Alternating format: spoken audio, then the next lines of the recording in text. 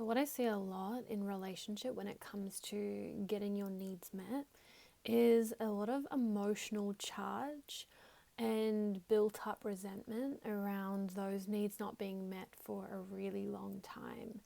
And the challenge with this is that, and often is that we didn't know how to ask for those needs, or actually really to check in with the person, can you meet these needs? It's often come with this expectation that you should know what the needs are, they're obvious, and you should just meet them all of the time. And rather than having the conversation when we're first entering into relationship around like, these are my needs, these are my desires, these are my boundaries, this is what I really desire to experience or have in partnership. Do you align with that? Like actually asking your partner before you partner up, hey, does this feel good for you? Is this something that you can honor, commit to? Does it feel good for you? What are their needs? What are their boundaries? What are their desires? We don't often have those conversations initially in the beginning of the relationship. We kind of get swept up in that honeymoon phase, that excitement, that passion, all of those good feels. And we forget to have, or we just aren't even aware of that it's possible to have those conversations from the get-go. And that's really essential, because what if your partner is not willing to meet those needs or honor those boundaries? What if that isn't what they want? And also, what are theirs? And are you willing to meet theirs as well?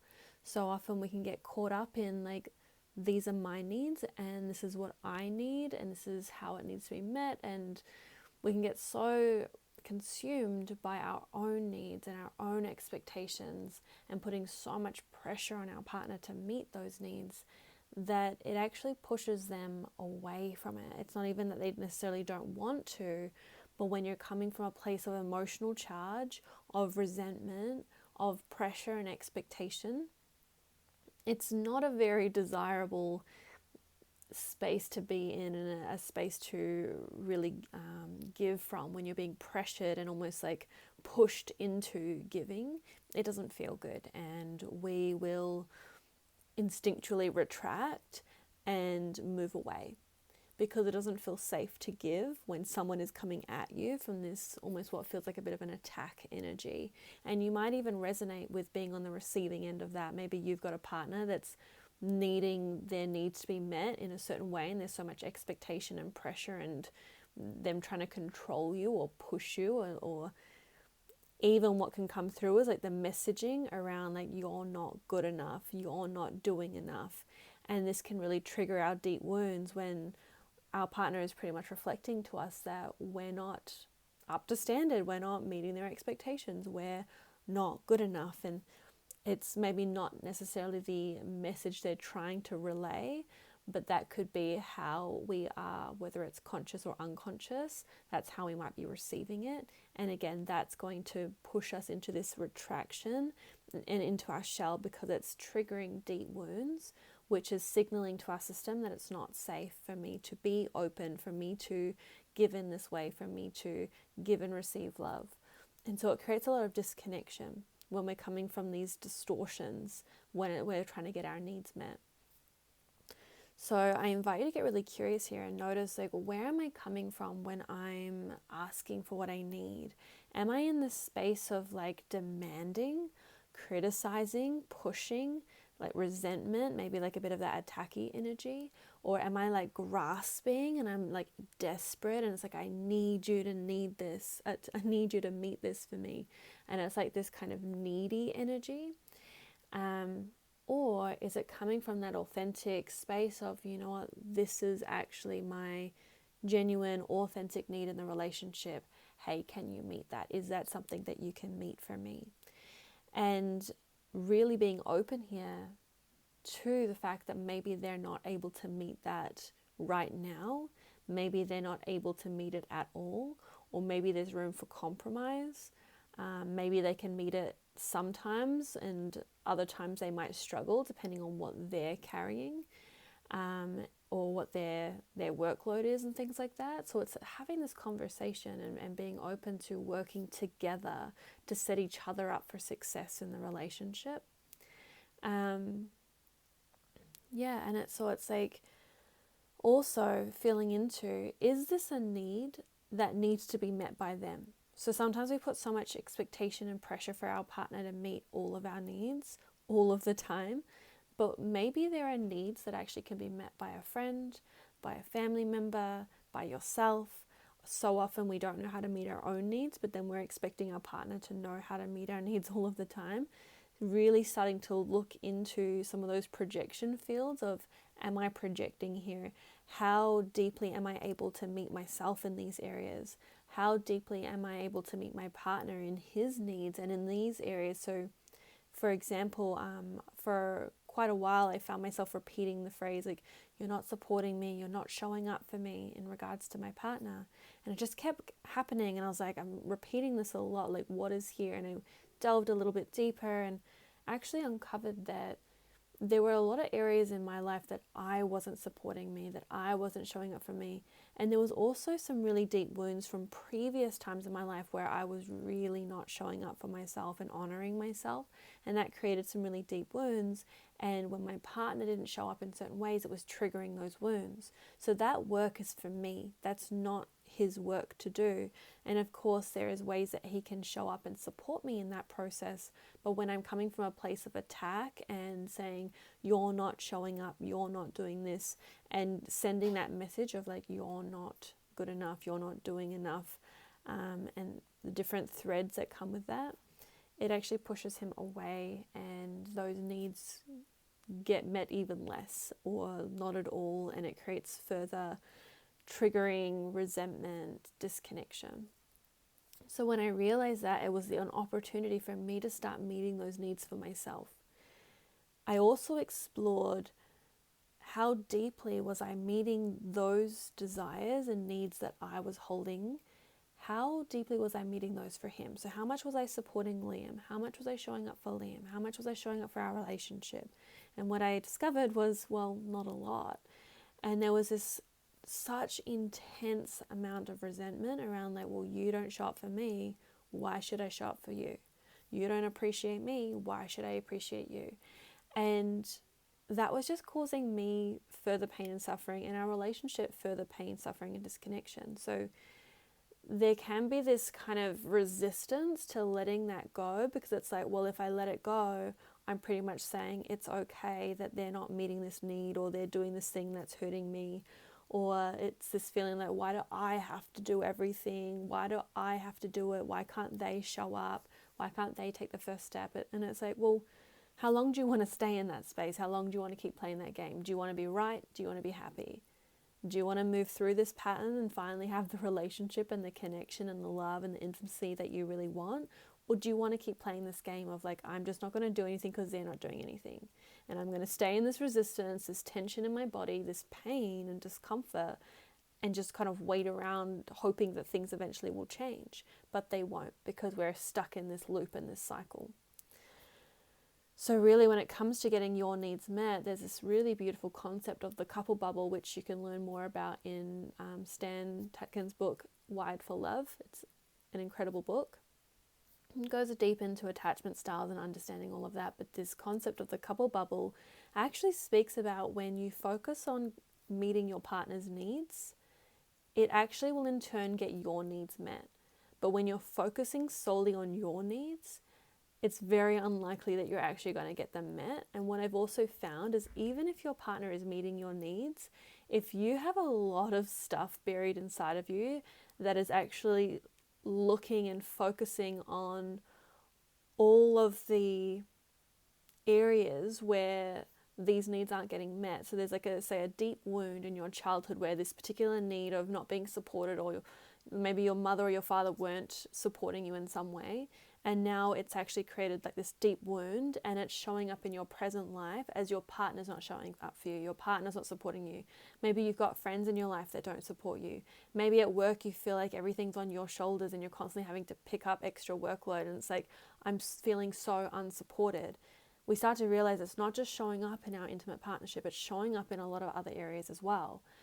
And then we realize that actually there's something much deeper at play.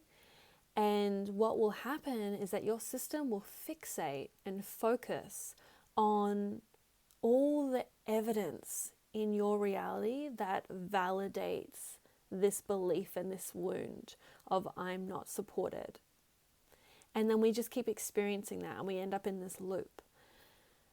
So what we want to start to really look at is what is deep within you that is maybe preventing you from actually having that need met and really feeling the gift of that need being met, because maybe your partner is actually showing up in ways that is supportive, but you're so focused on the ways that they're not showing up that you miss what they're actually doing. And I see this all the time. I've seen it for myself. I've seen it with friends. I've seen it with clients and students, where it's like they're not doing this thing, but then they're doing this thing, they're doing that, they're doing that, they're doing that, and they're not getting acknowledged or appreciated for any of that, which actually makes them not want to do any of it. They definitely don't want to meet more of your needs because, well, they're not being appreciated for what they are doing already. So why would they want to show up for you more? So can we actually kind of, in a sense, get off our high horse a little bit and just start to acknowledge, like, okay, where is my partner showing up for me? And if you really feel like my partner doesn't show up for me at all, I invite you to get curious, well, what is keeping you in that relationship then? Why are you sticking around if none of your needs are getting met, if your partner's not willing or able, if your partner's not honoring your boundaries, if the relationship is toxic? What is keeping you there? And that's your work to do, to really heal the deep wounds that are keeping you in that toxic relationship. But if you're in a relationship where there is genuine love and there are needs being met, maybe there are still some things that aren't being met or some boundaries that aren't being honored, but there is genuine love and there is respect there is like a desire from both of you to want to work on this relationship. There's a desire for both of you to want to stay in the relationship and heal and thrive together. Amazing. Like, start asking yourself these questions. Where is my partner showing up for me? And how can I start appreciating that and really focusing on that? And you'll notice that in that shift, you will start to see more and more and more that your partner is doing and how they're showing up, and there's more for you to appreciate. And then as they're receiving that appreciation, they start wanting to meet more of your needs. And it might not even be conscious to them, but it's like they're receiving that beautiful energy of acknowledgement and appreciation. They're like, wow, this feels good. Of course I want to show up more for you. I'm feeling so acknowledged and so appreciated. This feels so good. I just want to like pour more into you. And so what happens is we start to both pour into the relationship and create this beautiful couple bubble where everyone is having their needs met. We're thriving, we're connecting, we're supporting each other, we're setting each other up for success. My program, Deeply Connected Couples, is all about this. It's about the couple bubble. It's about getting your needs met. It's about setting each other up for success. So if you want to dive deeper into that, that might be a really amazing program for you to get started with. My signature program, The Sacred Art of Loving Yourself, is the foundations. It's all of the things that are really going to support you to do the deeper work within yourself. It's coming home to your authentic self. It's embracing your fullest expression. It's building the confidence to express yourself, to ask for what you need, to set boundaries, to get really clear on what your needs, desires, and boundaries are as well. Because a lot of people just don't actually know what they want. They don't know what they need. They've been so disconnected from that for so long. It's like, I don't even know where to start. The Sacred Art of Loving Yourself is my 3-step process laid out for you and guides you every step of the way to do the deep foundational work, regulating your nervous system, regulating and processing your emotions, healing deep trauma and deep wounding, inner child healing. And this is what's going to create those deep foundations within yourself. So when things are coming up in your relationship, you've got the tools to deal with it, overcoming triggers, moving through anxiety and fears, and really deeply connecting to yourself and your truth and how to really show up in your authenticity, in your power, in your relationship, and really lead from your heart so that you can thrive and have these beautiful, deeply connected, conscious relationships and conversations, soulful, nourishing conversations. So yeah, I'd love to know what resonated for you in this. Something else that I actually wanted to mention is that this video is actually a companion video for my book Regulate, which is all about nervous system regulation and how to really nurture deep connection and intimacy through nervous system regulation. So this is designed for you and to really support you in thriving in your relationships. Inside the ebook, I've actually created a training on conscious heart-led communication, which is really, really powerful, and it goes deep into understanding where these triggers are coming from, why these needs aren't getting met, where like when I was kind of talking about what are we focusing on, and what it goes into the mechanisms within us that actually tend to focus on things in our reality that are connected to what's stored inside of our subconscious mind. And it just gives you a really big shift in awareness of like, oh, okay, I now get why I'm being triggered in this way, why this is coming up for me, why I'm struggling to communicate my relationship. It's a really deep, potent training, and you get that for free with the book, and the book is free as well. So there's incredible resources. I've really made sure that there is so much inside of this ebook, as well as the bonus materials that come with it, to really support you on your journey. So I'll pop the link for that below so you can get access. I would love to hear from you guys. This is actually the second release, so I've actually updated this book recently. And I would really love your feedback to help me improve it and deepen it even more for you and our community. So thank you so, so much. I look forward to hearing from you guys.